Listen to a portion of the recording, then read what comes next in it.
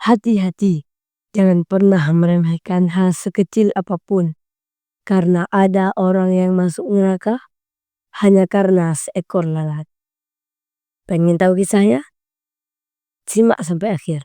Assalamualaikum warahmatullahi wabarakatuh. Perkenalkan, nama saya Faiz El-Ghifari, asal Bulu Nangara, kelas 3 Santren Menalim Misbahul Ulum. Bismillahirrahmanirrahim.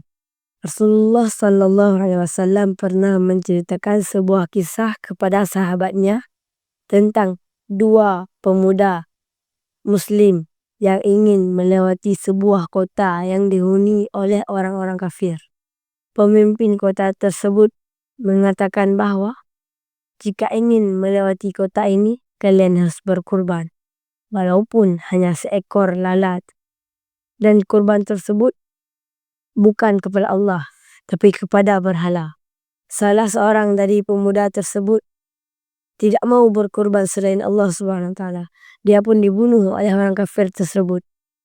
Sedangkan satu orang lagi langsung mengambil seekor lalat dan mengkorbankannya kepada berhala.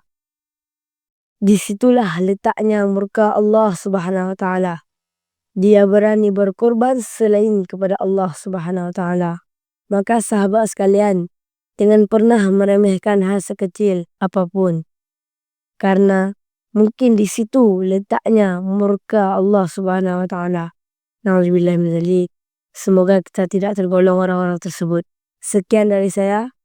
Good night, selamat malam. Good morning, selamat pagi. Saya akhiri dengan salam.